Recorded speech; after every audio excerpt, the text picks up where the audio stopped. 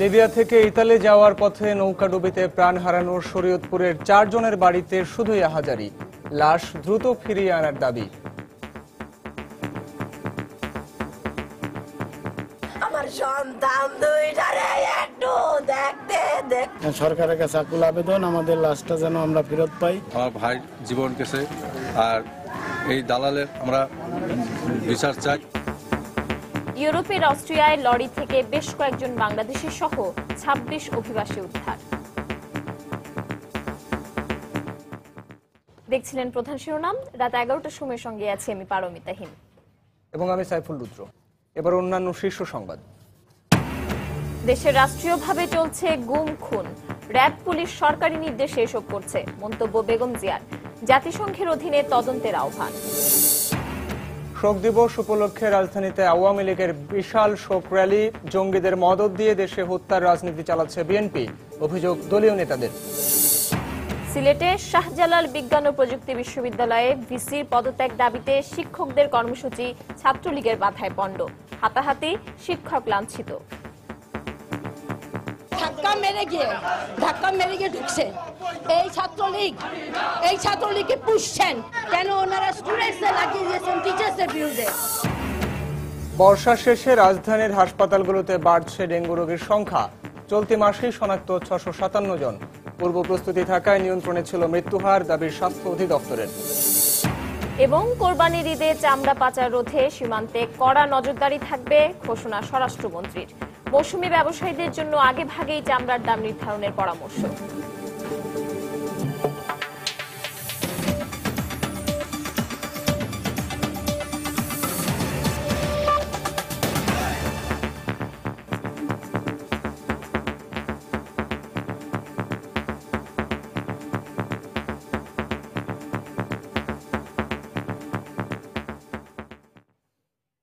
Libya থেকে Italy যাওয়ার পথে সাগরে নৌকাডুবিতে মারা যাওয়া শরীয়তপুরের 4 জনের বাড়িতে এখন শুধুই আহাজারি। মৃত্যুর জন্য দালালদের দায়ী করে দ্রুত সময়ের মধ্যে লাশ দেশে ফিরিয়ে আনার দাবি জানিয়েছেন স্বজনরা। গত শুক্রবার ওই নৌকাডুবির ঘটনায় 24 বাংলাদেশের মৃত্যু হয়। শরীয়তপুর প্রতিনিধি মফিজুর রহমান রিপনের পাঠানো তথ্য ছবি নিয়ে ডেস্ক রিপোর্ট।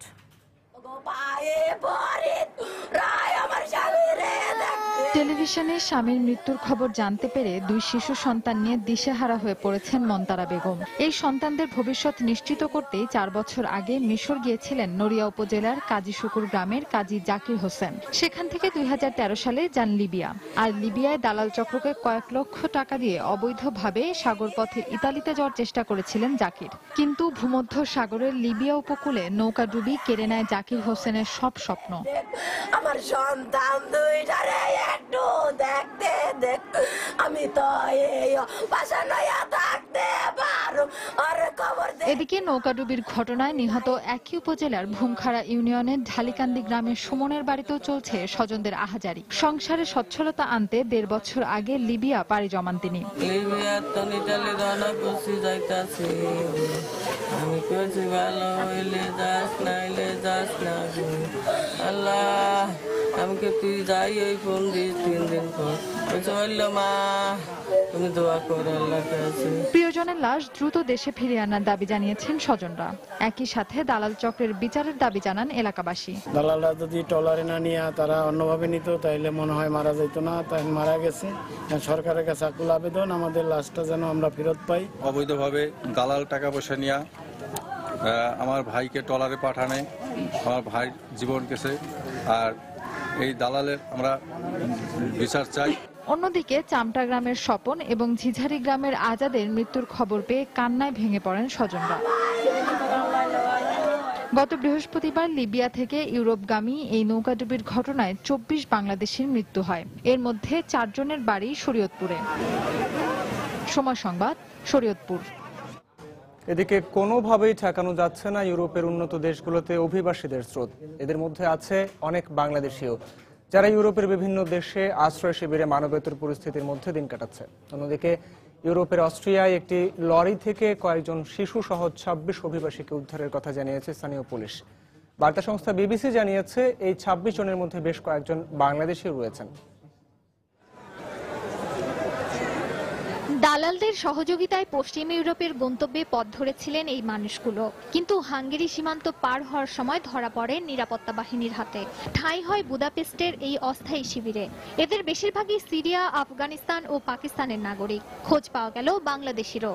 ইউরোপ যাত্রার ভয়াবহ অভিজ্ঞতার কথা শোনালেন এই বাংলাদেশি। টাকা পয়সা কিছু নেই, হাঙ্গেরি থেকে জার্মানি কিংবা ইতালি কিভাবে যাব? পুলিশের ভয় তো আছেই। Germany, Italy. সব ঝুঁকির কথা জেনে শুনে জীবন বাজি রেখে ভয়ঙ্কর এই যাত্রায় নেমেছেন বলে জানান অভিবাসন প্রার্থীদের অনেকে। আমরা জানি এ পথে মৃত্যু ওত পেতে আছে, তারপরেও ভালোভাবে বাঁচার আশায় আমরা মৃত্যুকেও আলিঙ্গন করতে রাজি আছি। গ্রিসে আমাদের সঙ্গে কুকুরের মতো আচরণ করা হয়েছে। গ্রিক উপকূলে আমাদের নৌকা ডুবে যেতে দেখেও তারা বাঁচাতে এগিয়ে আসেনি। পরে তুরস্কের বাহিনী আমাদের উদ্ধার করে। এটা একটা দীর্ঘ যাত্রা। আমি প্রথমে নাইজেরিয়া থেকে লিবিয়া আসি, কিন্তু দেখি সেখানে খ্রিস্টানদের মুসলমানরা হত্যা করছে। আবারও প্রাণ বাঁচাতে অন্য পথ ধরি। ভূমধ্য সাগর হয়ে ইতালি থেকে এখন জার্মানিতে আশ্রয় পেয়েছি। ইউরোপে অভিবাসীর এই প্রবাহ আগের যে কোনো সময়ের তুলনায় ভয়াবহ। জাতিসংঘের শরণার্থী বিষয়ক সংস্থা UNHCR এর তথ্য মতে চলতি বছর 3 লাখেরও বেশি অবৈধ অভিবাসী ভূমধ্য সাগর পাড়ি দিয়ে ইউরোপে পৌঁছেছে। এদিকে স্থানীয় সময় শুক্রবার অস্ট্রিয়ার ব্রাউনাউ জেলায় আটক একটি লরি থেকে বাংলাদেশি সহ 26 জনকে উদ্ধার করা হয়। পুলিশের দেয়া তথ্য মতে উদ্ধারকৃতদের মধ্যে 3 শিশুর অবস্থা গুরুতর। অভিবাসীদের মধ্যে মোট কতজন বাংলাদেশি রয়েছেন তা এখনো জানা যায়নি। উদ্ধারকৃতদের বাকিরা আফগানিস্তান ও সিরিয়ার নাগরিক। এর আগে গেল বৃহস্পতিবার সেখানে একটি কাভার্ড ভ্যানের ভেতর থেকে 71টি মরদেহ উদ্ধার করা হয়। মমতাজ মুস্তফা, সময় সংবাদ। বড়পুকুরিয়া কয়লা খনি দুর্নীতি মামলার বৈধতা চ্যালেঞ্জ করে বিএনপি চেয়ারপারসন বেগম খালেদা জিয়ার আবেদনের শুনানি শেষ হয়েছে। এ বিষয়ে যে কোনো দিন রায় ঘোষণা করবেন হাইকোর্ট। দুপুরে বিচারপতি নুরুজ্জামান ও বিচারপতি আব্দুল রবের সমন্বয়ে গঠিত হাইকোর্টের দ্বৈত বেঞ্চ এ আদেশ দেন। 2008 সালের 26শে ফেব্রুয়ারি 158 কোটি 71 লাখ টাকা রাষ্ট্রের ক্ষতির অভিযোগে বিগত সেনা সমর্থিত তত্ত্বাবধায়ক সরকারের আমলে বেগম জিয়া সহ 16 জনের বিরুদ্ধে শাহবাগ থানায় মামলাটি করে দুদক। পরে বেগম জিয়ার আবেদনের প্রেক্ষিতে মামলা কেন বাতিল করা হবে না তা জানতে চেয়ে রুল জারির পাশাপাশি মামলার কার্যক্রম স্থগিত করেন আদালত। বর্তমানে এই মামলায় জামিনে আছেন বেগম জিয়া। এর আগে নাইকো ও গ্যাটকো দুর্নীতি মামলার বৈধতা চ্যালেঞ্জ করে বেগম জিয়ার আবেদন খারিজ করে দেন high court. BNP chairperson Begum Khaleda Zia বলেছেন, দেশে এখন রাষ্ট্রীয়ভাবে গুম খুন হচ্ছে। র্যাব পুলিশ সরকারি নির্দেশে এসব করছে। আন্তর্জাতিক গুম দিবস উপলক্ষে স্বজনহারাদের সঙ্গে দেখা করার পর তিনি একথা বলেন। জাতিসংঘের অধীনে গুম হত্যা ঘটনাগুলো তদন্তেরও আহ্বান জানান তিনি। অবৈধ সরকার কেন এই আন্তর্জাতিক গুম দিবসটা পালন করলো না? কারণ তারা আজকে পরিষ্কার যে কাজটির সঙ্গে তারা জড়িত। সেজন্যই তাদের লজ্জা হচ্ছে, ভয় হচ্ছে যে এই দিবসটি তারা কিভাবে পালন করবে। বাংলাদেশে এখন রাষ্ট্রীয়ভাবে সন্ত্রাস চলছে, রাষ্ট্রীয়ভাবে সব গুম খুন হত্যা হচ্ছে। এর আগে কখনো গুমের ঘটনা ঘটেনি, এই প্রথম এই আওয়ামী লীগ ক্ষমতায় আসার পর এই গুমের ঘটনা শুরু হয়েছে। জাতিসংঘ কেবল আন্তর্জাতিক তদন্ত করতে হবে এবং এখানে আন্তর্জাতিক এবং দেশিদের আছে একদম নিরপেক্ষ লোক, তাদের সঙ্গে থেকে একটা তদন্ত করতে হবে এদেরকে গুম খুন যারা হয়েছে তা বের করার জন্য। আওয়ামী লীগের পূর্ব ঘোষিত কর্মসূচির অংশ হিসেবে জাতীয় শোক দিবস উপলক্ষে রাজধানীতে শোক র্যালি করেছে ঢাকা মহানগর আওয়ামী লীগ। জাতীয় শোক দিবস উপলক্ষে আওয়ামী লীগের 40 দিনব্যাপী ঘোষিত কর্মসূচির 30তম দিনে এ শোক র্যালির আয়োজন করা হয়। এতে আওয়ামী লীগের কেন্দ্রীয় নেতারা সহ সহযোগী সংগঠনের বিপুল সংখ্যক নেতাকর্মী অংশ নেন। শোকের প্রতীক কালো পতাকা ও ব্যানার হাতে র্যালিটি ঐতিহাসিক সোহরাওয়ার্দী উদ্যানের সামনে থেকে শুরু হয়ে ধানমন্ডির 32 নম্বরে গিয়ে শেষ হয়। এর আগে র্যালি পূর্ব সংক্ষিপ্ত সমাবেশে আওয়ামী লীগ নেতারা বলেন, এখন সরাসরি জঙ্গিদের মদদ দিচ্ছে বিএনপি। আওয়ামী লীগের হাতে সমৃদ্ধির যে জোয়ার শুরু হয়েছে তা আগামীতে অব্যাহত থাকবে বলেও মন্তব্য করেন তারা।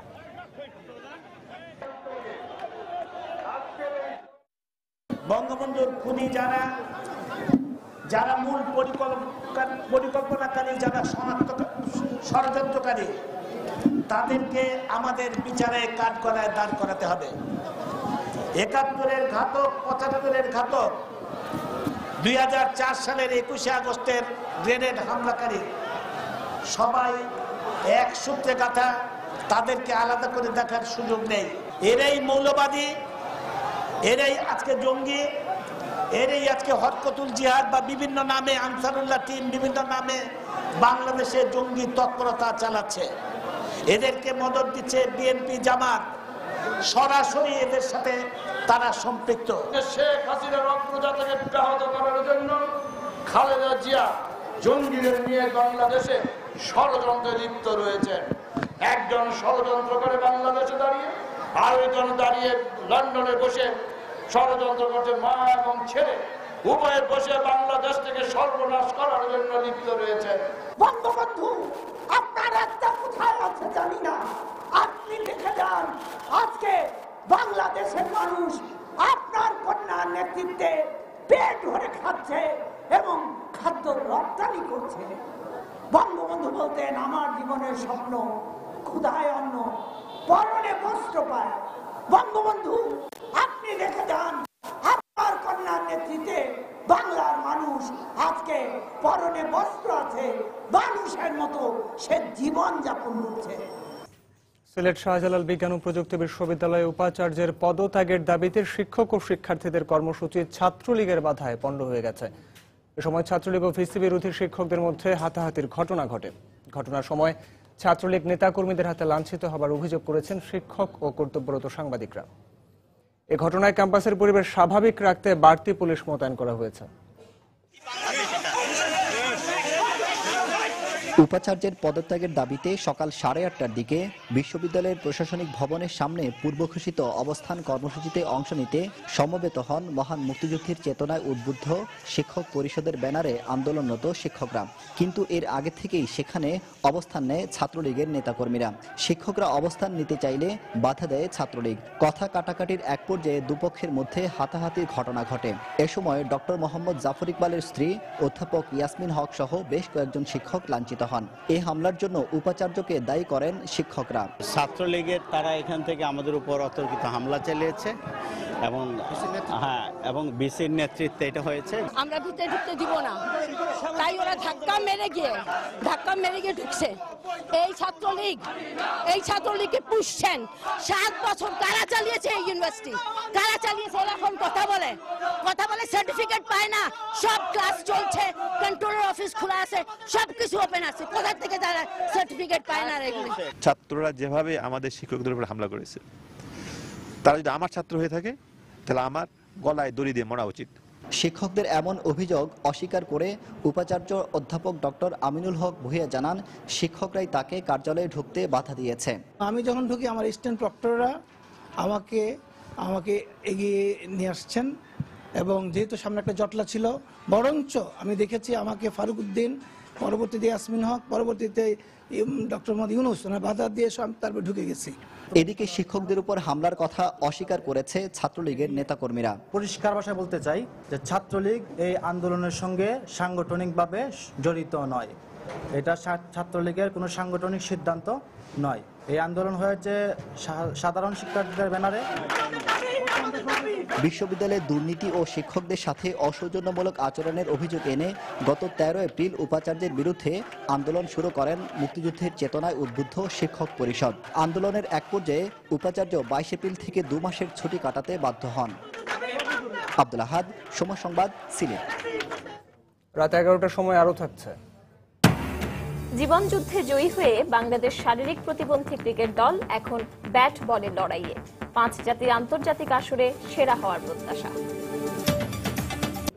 আসন্ন ঈদুল আজহাতে চামড়া পাচার রোধে সীমান্তে নজরদারি জোরদার করতে বিজিবি সহ আইন শৃঙ্খলা বাহিনীকে নির্দেশ দেওয়া হয়েছে বলে জানিয়েছেন স্বরাষ্ট্রমন্ত্রী আসাদুজ্জামান খান কামাল।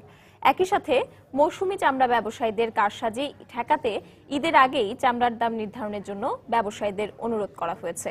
দুপুরে সচিবালয়ে আইন শৃঙ্খলা সংক্রান্ত এক সভা শেষে সাংবাদিকদের একথা বলেন তিনি।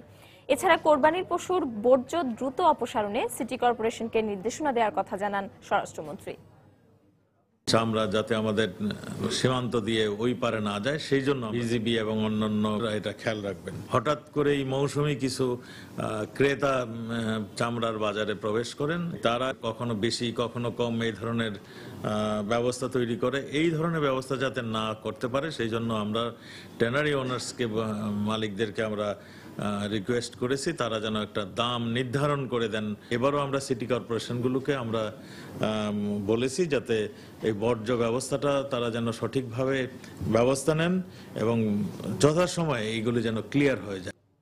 প্রধানমন্ত্রী শেখ হাসিনাকে নিয়ে বই প্রকাশ করবেন দি institute oriental studies Russian academy of সায়েন্সের প্রেসিডেন্ট প্রফেসর ডক্টর ভিটালি নাউমকিন। সকালে প্রধানমন্ত্রীর কার্যালয়ে দেখা করে তার এই আগ্রহের কথা জানান ডক্টর নাউমকিন। বইটি বাংলা, ইংরেজি, রাশিয়ান, আরবি সহ বিভিন্ন ভাষায় প্রকাশ হবে বলে জানান তিনি। শোকের মাস আগস্টে বঙ্গবন্ধু এবং তার পরিবারের নিহত সদস্যদের প্রতি শ্রদ্ধা জানান তিনি। স্মরণ করেন বঙ্গবন্ধু ৭৪ সালের রাশিয়া সফর এবং তার সঙ্গে কাজ করার অভিজ্ঞতা। এ সময় মুক্তিযুদ্ধের সময় রাশিয়ার সমর্থন এবং যুদ্ধ পরবর্তী বাংলাদেশ পুনর্গঠনে রাশিয়ার সহায়তার কথা কৃতজ্ঞতার সঙ্গে স্মরণ করেন প্রধানমন্ত্রী। বলেন, বঙ্গবন্ধুর প্রদর্শিত পথেই আগামী দিনের বাংলাদেশ নির্মাণে কাজ করছে তার সরকার। বর্ষা মৌসুম শেষে রাজধানীর হাসপাতালগুলোতে বাড়ছে ডেঙ্গু রোগীর সংখ্যা। তবে এই সংখ্যা আতঙ্কিত হওয়ার মতো নয় বলে মনে করেন কর্তৃপক্ষ। উন্নত চিকিৎসার পাশাপাশি সরকারি বেসরকারি উদ্যোগে ডেঙ্গু নিয়ন্ত্রণে বেশ কয়েকটি হাসপাতালে চলছে গবেষণাও। এবারের পরিস্থিতি ডেঙ্গু বিস্তারে অনুকূলে থাকলেও পূর্ব প্রস্তুতি থাকায় মৃত্যুর হার নিয়ন্ত্রণে রাখা সম্ভব হয়েছে বলে জানিয়েছে স্বাস্থ্য অধিদপ্তর। আরো জানাচ্ছেন রাশেদ লিমন। এবারের বর্ষার ধরন, বাতাসের আর্দ্রতা সবকিছুই ছিল ডেঙ্গু বিস্তারের অনুকূলে। এরই প্রেক্ষিতে বর্ষা মৌসুম শেষ হতে না হতেই হাসপাতালগুলোতে বাড়ছে ডেঙ্গু জ্বর সহ ভাইরাস ও পানিবাহিত জ্বরজনিত রোগীর সংখ্যা।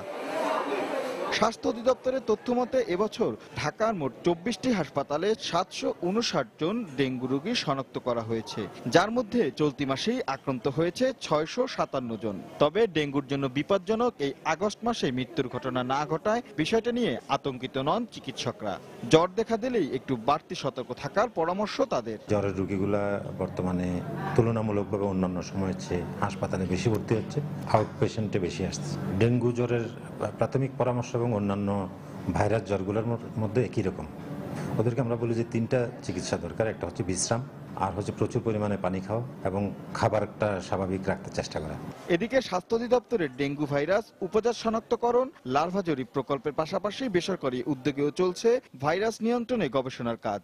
নিউমোনিয়া বা ইউরিনারি ট্র্যাক্ট ইনফেকশন এই ধরনের যদি কোনো অসুখ না থাকে তাকে সেক্ষেত্রে আমরা এই গবেষণায় অন্তর্ভুক্ত করানোর চেষ্টা করি। ১৬১৭টা পেশেন্ট আমরা এখানে স্ক্রিনিং করেছি, আর এর মধ্যে ৩০৬টা পেশেন্টকে আমরা এনরোল করতে পেরেছি। নিয়মিত তদারকি আর পূর্ব পরিকল্পনার যথাযথ বাস্তবায়নের ফলে এবারে প্রতিকূল পরিস্থিতিতেও ডেঙ্গু মোকাবেলা সম্ভব হয়েছে বলে মনে করে স্বাস্থ্য অধিদপ্তর। আগস্ট মাসে আমরা ডেঙ্গু রোগী বেশি পাচ্ছি, কিন্তু যে দুটো ডেঙ্গু জ্বর খারাপ বলে বলা হয় সেটি রিপোর্ট কিন্তু আমরা পাচ্ছি না। ডেঙ্গুতে আতঙ্কিত না হয়ে আসলে ডেঙ্গুর ব্যাপারে জেনে নেওয়া ভালো এবং সেই মোতাবেক ডাক্তারের পরামর্শ মতো চলা, এটি ডেঙ্গু নিয়ন্ত্রণের মূল কার্যক্রম। ডেঙ্গু নিয়ন্ত্রণে সরকারি বেসরকারি উদ্যোগের পাশাপাশি সাধারণ মানুষকেও সচেতন হওয়ার আহ্বান তাদের। রাশেদ লিমন, সময় সংবাদ, ঢাকা। বিদ্যুৎ ও গ্যাসের দাম যা বাড়ানো হয়েছে তা ভোক্তা পর্যায়ে সহনীয় হবে বলে আশ্বস্ত করেছেন বিদ্যুৎ, জ্বালানি ও খনিজ বিষয়ক সংসদের স্থায়ী কমিটির সভাপতি তাজুল ইসলাম। বিকেলে সংসদ ভবনে বিদ্যুৎ, জ্বালানি ও খনিজ সম্পদ মন্ত্রণালয় সম্পর্কিত স্থায়ী কমিটি তাদের পর্যবেক্ষণ তুলে ধরেন। এ সময় আন্তর্জাতিক বাজারে জ্বালানি তেলের দাম কমলেও বাংলাদেশ পেট্রোলিয়াম কর্পোরেশনের লোকসানের বোঝা কমাতে বাংলাদেশে জ্বালানি তেলের দাম সমন্বয় করা সম্ভব হয়নি বলেও জানান তিনি। যে পরিমাণ দাম বেড়েছে এই দামটা আসলে একেবারে সহনশীল বলে বিবেচনায় আনা হয়েছে। যিনি ১০০ টাকা দেন বিদ্যুতের বিল, তার জন্য ২ টাকা ৯৩ পয়সা বিদ্যুতের বিল বাড়বে।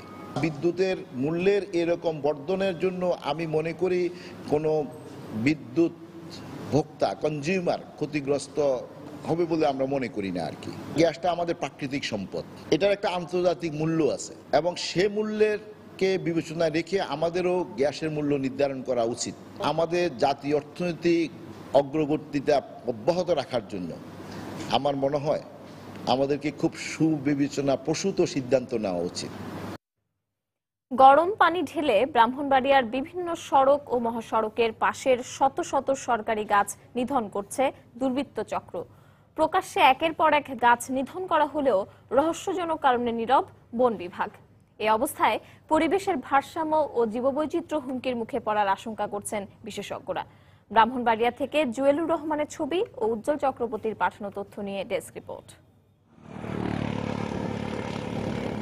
ব্রাহ্মণবাড়িয়ার বিভিন্ন সড়ক এবং মহাসড়কের রাস্তার পাশের গাছগুলো হঠাৎ করেই কঙ্কালসার হয়ে পড়েছে। এই অবস্থায় সময় সংবাদের অনুসন্ধানে বেরিয়ে এসেছে চাঞ্চল্যকর তথ্য। এলাকাবাসী জানান, প্রতিদিন রাতের আধারে নাসিরনগর উপজেলার সদর, কুন্ডা, সিংহগ্রাম, তেলিপাড়া, মহিষবেড় সহ আশপাশের রাস্তার পাশের গাছগুলোর গোড়ায় গর্ত করে পরিকল্পিতভাবে গরম পানি ঢালা হয়।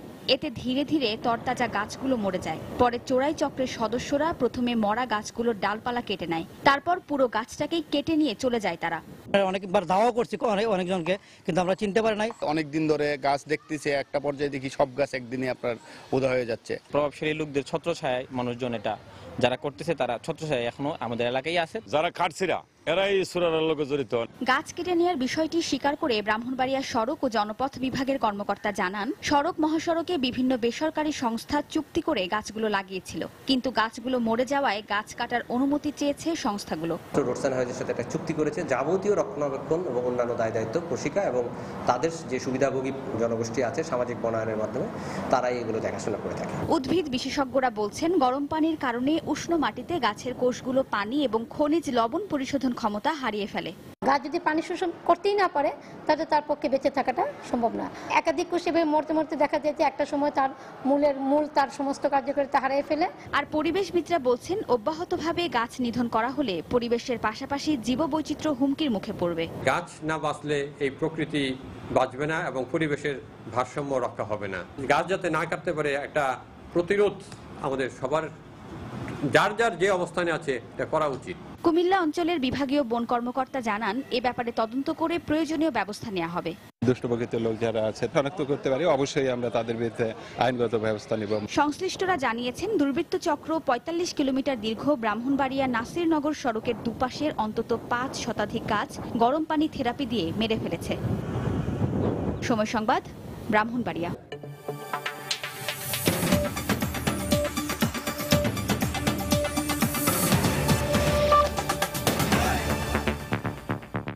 প্রধানমন্ত্রী নাজিব রাজাকের বিরুদ্ধে অর্থ আত্মসাতের অভিযোগ তুলে তার পদত্যাগের দাবিতে মালয়েশিয়ায় দ্বিতীয় দিনের মতো সরকার বিরোধী বিক্ষোভ অব্যাহত রয়েছে। আজও বিক্ষোভকারীদের সমর্থন জানাতে বিক্ষোভস্থলে হাজির হন দেশটির সাবেক প্রধানমন্ত্রী মাহাতির মোহাম্মদ। মানবাধিকার সংগঠন বেরসির ডাকে প্রায় ২ লাখ মানুষ এ বিক্ষোভে অংশ নেয়। এর আগে প্রধানমন্ত্রী নাজিব রাজাকের বিরুদ্ধে অর্থ আত্মসাতের অভিযোগ এনে তার পদত্যাগ এবং দেশের নির্বাচন ব্যবস্থার সংস্কারের দাবিতে ২ দিন ব্যাপী বিক্ষোভের ডাক দেয় সংগঠনটি। এতে যোগ দিয়ে মাহাতির মোহাম্মদ বলেন, দেশে আইনের শাসন না থাকায় বর্তমান প্রধানমন্ত্রীকে পদত্যাগ করতে হবে এবং এজন্য অবশ্যই জনগণকে তাদের ক্ষমতা দেখাতে হবে। নাজিব রাজাক রাষ্ট্রীয় তহবিল থেকে ৭০ কোটি মার্কিন ডলার আত্মসাৎ করেছেন বলে অভিযোগ উঠলেও এ অভিযোগ অস্বীকার করেন প্রধানমন্ত্রী।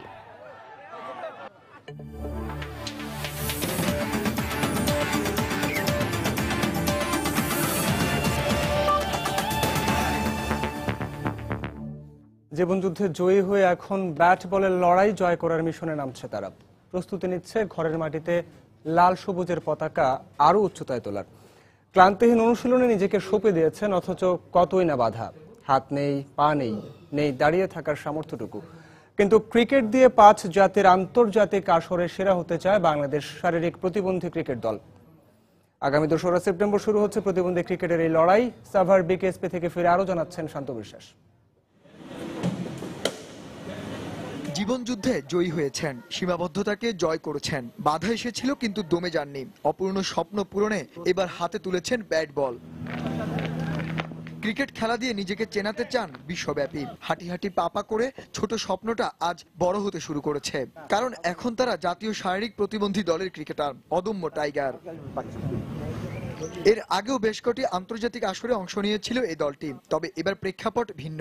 আইসিআরসি এদের নিয়ে যে যাত্রা শুরু করেছিল তার পূর্ণতা দিল ক্রিকেট বোর্ড, স্বীকৃতি মিলল জাতীয় দলের। এখন ঘরের মাটিতে 5 জাতির আসরে কিছু করে দেখানোর লড়াই। এর জন্য প্রস্তুতিতে এতটুকু ছাড় নেই, কষ্ট হচ্ছে, তবে নতুন দিগন্ত সৃষ্টির চেষ্টায় তারা প্রতিজ্ঞাবদ্ধ। নর্মাল মানুষের মতো তো রানিং করতে পারছে না বা থ্রোয়িং করতে পারছে না, এক্সারসাইজের মাধ্যমে সেটা করানো হচ্ছে। আমাদের যে ছেলেরা আছে তারা যদি সবাই ফিট থাকে এবং তাদের অ্যাবিলিটি অনুযায়ী যদি খেলতে পারে, ইনশাআল্লাহ আমরা জিতবো। যেহেতু অনেকের হাত নাই, ওরা এক হাতে বল ধরার চেষ্টা করতেছে, ব্যথার জন্য ওরা মুভমেন্ট করতে পারতেছে না, কিন্তু তারপরও তাদের চেষ্টার কোনো কমতি নেই, তারা আপ্রাণ চেষ্টা করতেছে। প্রতিপক্ষ হিসেবে ভারত, পাকিস্তান, আফগানিস্তান ও ইংল্যান্ডের থেকে অনেক পিছিয়ে আছে এই দলটি, কেননা সবাই মিলে অনুশীলনের সময়টা ছিল মাত্র মাসখানেকের। তারপরও কণ্ঠে দৃপ্ত শপথ, এবার গর্জে উঠবে বাংলার আহত বাঘ, উড়বে লাল সবুজের পতাকা। আশা করি আমাদের প্রস্তুতি অনেক ভালো হয়েছে আর সবাই 100% এফোর্ট দিয়েছে। তাতে আমাদের মনে 100% বিশ্বাস আছে যে আমরা কিছু করব ইনশাআল্লাহ। আমাদের সাথে মাশরাফি ভাই আছে, তাদের মতোই আমরা ওনাদের মতোই আমরা উজ্জীবিত হতে চাচ্ছি আর ভালো করার চেষ্টা করতেছি। চ্যাম্পিয়ন হওয়ার জন্য যা কিছু করা দরকার সবকিছুই আমরা করব। দল ঘোষণা হয়েছে, সূচিও চূড়ান্ত, অপেক্ষা ভিন্ন রকম ক্রিকেটীয় উন্মাদনায় মাতার। কারণ 2রা সেপ্টেম্বর যে প্রথম ম্যাচে ইংলিশদের বিপক্ষে মাঠে নামবে বাংলাদেশ। রয়েছে নানা প্রতিবন্ধকতা, রয়েছে নানা বাধা, তারপরও মনের কোণে সুপ্ত বাসনা বাংলাদেশের জন্য কিছু করে দেখানোর ইচ্ছা, আর সেজন্য প্রস্তুত হচ্ছে এই টাইগাররা। তাদের এই অনুশীলন ও পরিশ্রম যদি সাফল্যের মুখ দেখে, তাহলে সাকিব মাশরাফির পরে বাংলাদেশের ক্রিকেটের পতাকা বিশ্ব দরবারে আরও উজ্জ্বল করবে এই টাইগারদের হাত ধরে। সাভার বিকেএসপি থেকে শান্ত বিশ্বাস, সময় সংবাদ। 32টি বিশ্ববিদ্যালয়ের অংশগ্রহণে 1 সেপ্টেম্বর থেকেও শুরু হতে যাচ্ছে Clemon indoor uni cricket 2015 powered by AB bank. রোববার এই উপলক্ষে সংবাদ সম্মেলন আয়োজন করা হয়। আকিজ ফুড অ্যান্ড বেভারেজের পৃষ্ঠপোষকতায় তৃতীয়বারের মতো আয়োজন হতে যাচ্ছে এই ইনডোর ইউনিভার্সিটি ক্রিকেট টুর্নামেন্ট। মিরপুরের শহীদ সোহরাওয়ার্দী ইনডোর স্টেডিয়ামে এই টুর্নামেন্ট চলবে 7 সেপ্টেম্বর পর্যন্ত। 8টি গ্রুপে বিভক্ত হয়ে অংশ নেবে দলগুলো। প্রতিটি গ্রুপের সেরা দল খেলবে কোয়ার্টার ফাইনালে।